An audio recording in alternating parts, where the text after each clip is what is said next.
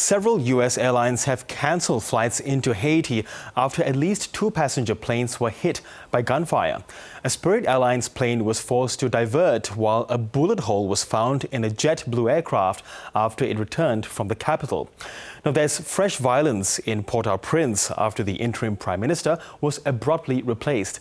The choice was made by a transitional council that is meant to bring stability to the country, but has itself been marred by infighting and allegations of bribery. Through these bullet holes, passengers arriving in Haiti got a glimpse of a country in crisis. One flight attendant was injured in the attack that forced pilots to divert to the neighbouring Dominican Republic. There are 7 gunshots on the aircraft, according to security organisations here. It wasn't the first flight shot at by gangs occupying much of the capital, Port-au-Prince. In one of its few secure enclaves, Haiti's Transitional Council was busy replacing the country's interim leader. We will work towards social cohesion, a necessary condition for the restoration of the state and the holding of inclusive, transparent and democratic elections. Only this will grant the state legitimate and constitutional authority. Gary Corneille spent his final weeks in the role seeking aid abroad after another gang attack killed at least 70 people in central Haiti. I was hiding with my son behind a vehicle and 2 men appeared and walked towards me. One of them said, "Don't shoot her," but when I ran, the other one shot me in the back. The council picked Corneille a month after it was formed in April. His role intended to work towards new elections and re-establish the presidency, unoccupied since Jovenel Moïse's murder in 2021.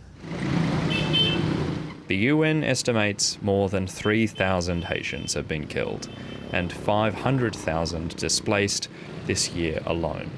Violence reignited after news of Corneille's dismissal. Hey, journalist! Journalist!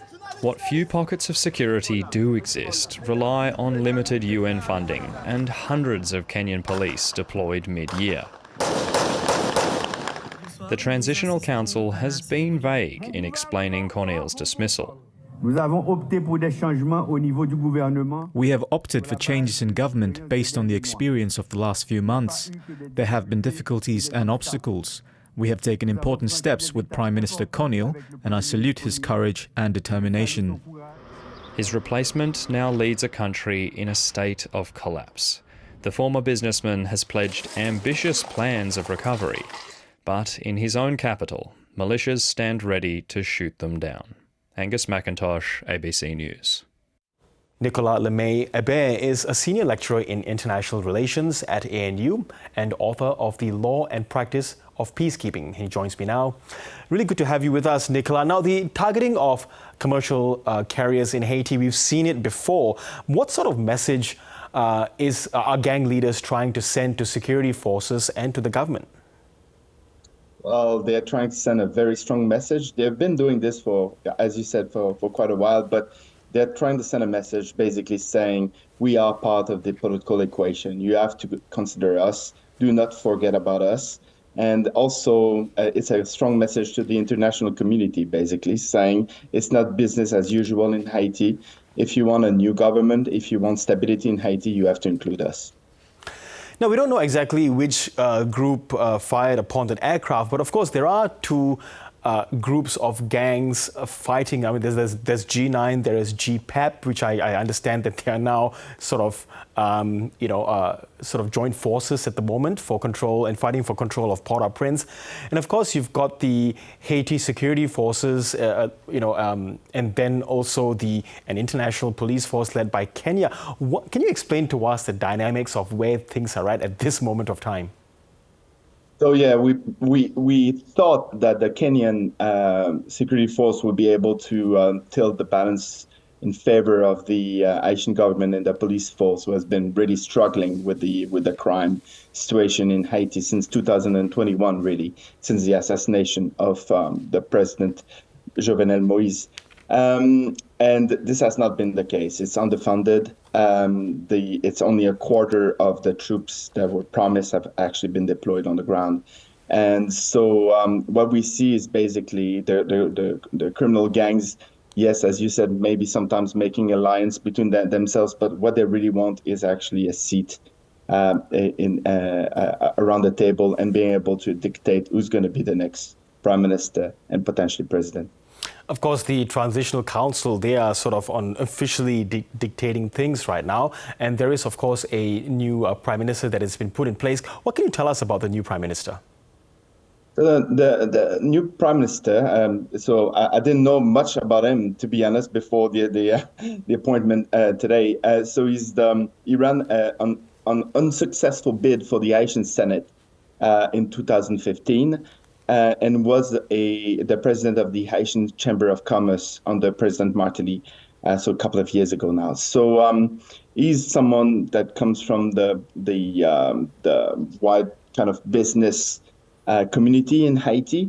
And it's not, he was in the running to be prime minister when Prime Minister Conil got the job just a few months ago. So it was known community for the members of the Transitional Council. But it remains to be seen what it will really entail in terms of politics.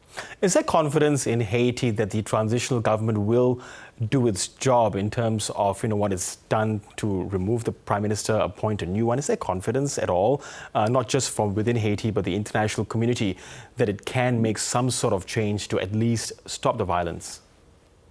So, the former Prime Minister, Gary Conil, was a very known commodity for the international.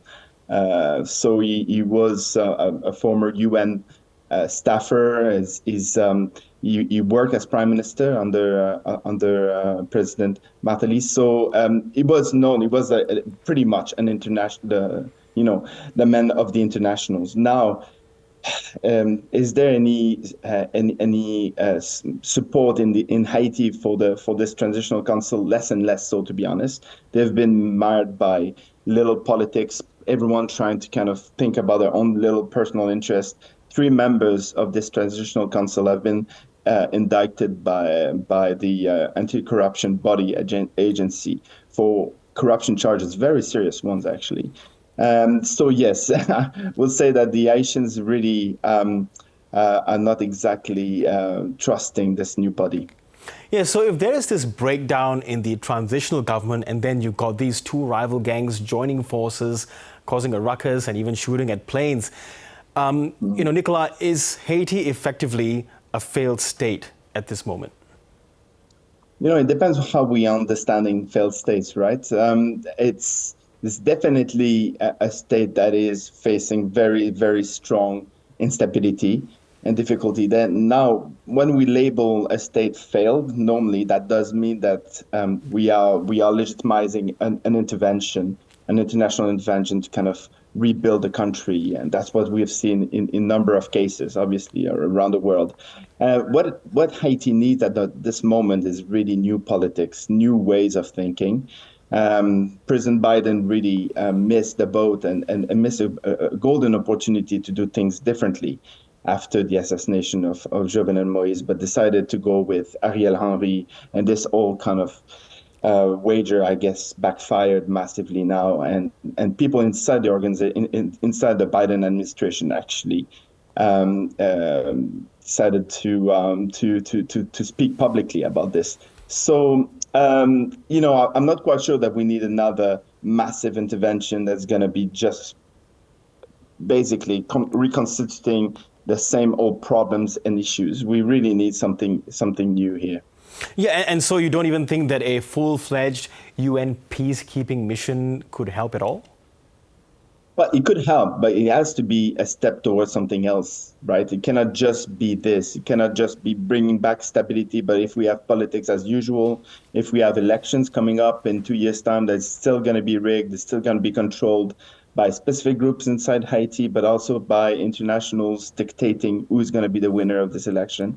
I think that this is bound to fail, basically. Yes, it's one thing to be bringing stability, and I think that a strong UN presence is needed, but there's also a reason why there's a lot of countries right now don't want to be committing troops, military troops and police officers to the security force in Haiti, is that they don't see the end game really.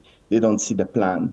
That is true for Canada, where I'm actually Australian citizen, but also a Canadian citizen, and people in Canada were really dubious and wondering what is the actual end game here, and that's why Canada has not been leading this force, and we ended up with Kenya as the leading kind of force for this security mission. So we need to have a strong sense of what's going to be happening in the next 2 or 3 years. If not, we're just going to be basically reproducing the same errors. Yes, you spoke about Joe Biden missing the boat and involvement earlier. Do you think anything will change with a Trump administration coming to power in January? So, I've made that mistake once, fool me once, shame on me, fool me twice, shame on me. So no, I'm not trusting Trump to be thinking differently. We have seen Trump policies in Haiti. We have seen him thinking that Haiti is one of the shithole countries, basket case in the world, and we have seen what he has said about Haitian immigrants in the U.S. So no, I'm not trusting Trump to actually bring something that's going to be novel and going to bring any modicum of stability for Haiti. And doesn't look like much will change, at least in the very short term. Nicolas Lemay-Hebert, really good to get your analysis today. Thanks very much. My pleasure.